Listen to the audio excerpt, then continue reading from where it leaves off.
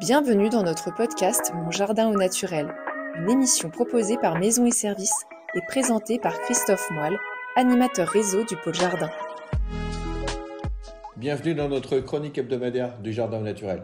Et si on parlait aujourd'hui de pelouse et gazon, vous me direz c'est la même chose, comme dans 99% des cas. Eh bien non, savez-vous en fait que la pelouse est avant tout naturelle alors que le gazon est totalement artificiel. Le gazon, c'est une surface qu'on a semée densément avec des graminées, qui est généralement entretenue et tondue régulièrement pour le rendre plus dense.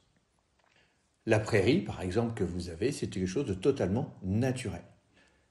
Dans tous les cas, les graminées sont le nœud courant de cette famille et c'est une des familles les plus importantes sur Terre puisqu'elle comprend environ 12 000 espèces dont la totalité des céréales que l'on cultive, le blé, le maïs, le riz, et elles sont donc extrêmement variées et de toute taille.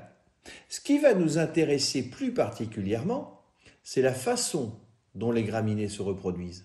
En effet, c'est ce qui va garantir d'avoir un gazon dense, uniforme et dénué de mauvaises herbes. Parce que là, dans le gazon, on n'a pas tellement envie d'en avoir. Alors, les graminées ont 4 modes de reproduction. Le premier, c'est une production de fleurs et de graines. Ça, c'est beaucoup plus intéressant en production alimentaire. Là, ça ne nous intéresse pas. Deuxième mode de reproduction, c'est la production de stolons. Ces tiges aériennes horizontales qui donnent naissance à un nouveau brin de gazon. Vous connaissez les stolons si vous avez un potager et que vous reproduisez vos fraisiers grâce justement aux stolons qu'ils font. Troisième mode de reproduction, ce sont les rhizomes. Ces rhizomes, ce sont des tiges souterraines horizontales qui vont donner naissance à un nouveau brin de gazon. C'est ce qui se passe d'ailleurs pour les bambous. Et enfin, le quatrième mode de reproduction est sans doute le plus important. C'est le tallage. C'est la production de nouveaux brins, mais directement à partir de la base du brin existant. En fait, une sorte de démultiplication des brins.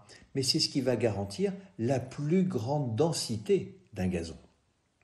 Alors, la majorité des gazons ou des semences que l'on trouve en jardinerie sont composées principalement de 4 variétés de graminées.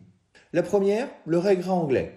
Ça, cette plante herbacée pousse en touffe et résiste bien au piétinement. D'ailleurs, très souvent utilisée comme espèce de base des mélanges pour les gazons d'ornement et les terrains de sport. Les fétuques, quant à elles, sont des graminées qui vont se développer en touffe assez serrée, avec des feuilles assez fines. Alors, il y a plusieurs types de fétuques que l'on va utiliser pour les gazons comme la fétuque élevée ou la fétuque rouge. Troisième variété, les pâturins. La principale d'ailleurs, variété qu'on a, c'est le pâturin des prés. C'est une variété qui fait beaucoup de rhizomes et qui est adaptée aux terrains ombragés humides. Attention par contre, le pâturin des prés ne supporte pas la sécheresse. Et enfin, quatrième mode, mais que l'on va beaucoup moins étudier nous, ce sont les agrostides. Ça, c'est pour vraiment les gazons d'agrément, les greens de golf, parce que c'est une graminée qui va pousser vite et densément, qui supporte très bien le piétinement et les tontes très basses pour les greens de golf. Alors, le gazon, il va évoluer dans le temps. Au début, le gazon nouvellement semé, il est beau, il est vert, il est dense, on a plaisir à marcher pieds nus dedans. Mais au fil du temps, il va s'éclaircir, il va jaunir de plus en plus. Et puis des plaques sans graminées vont apparaître, ainsi que des pissenlits, les mauvaises herbes.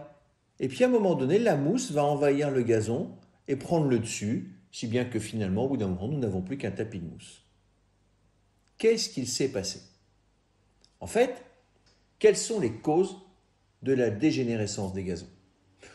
Première cause serait l'appauvrissement du sol en nutriments, causé par l'évacuation notamment systématique des déchets. On verra après, notamment, la partie entretien. Deuxième cause, l'acidification du sol causée par l'évacuation toujours des déchets et non le chaulage du gazon. On verra comment faire. Troisième cause, la tonte trop courte, qui elle va entraîner le dessèchement du sol et une mauvaise résistance justement au soleil. Essayez d'allonger les tontes, d'ailleurs en ce moment, vu les chaleurs, on tond haut pour ce qui reste à tondre ceci dit. Quatrième cause de dégénérescence, l'imperméabilisation du sol à l'air et à l'eau, causée généralement par le piétinement constant, le feutre et l'enchevêtrement des racines, si bien que finalement l'eau et l'air ne peuvent pas rentrer dans le sol. Et la dernière cause, l'application des herbicides et des pesticides, bien sûr, qui vont éliminer toute la vie du sol. Donc au total de tout ça, moins de gazon, plus de mauvaises herbes et plus de mousse. Alors comment faire pour garder un gazon propre où il fait plaisir à se promener? C'est ce que nous voyons la semaine prochaine dans les bonnes pratiques d'entretien des gazons. Je vous souhaite une bonne journée, une bonne semaine et je vous dis à la semaine prochaine. Au revoir.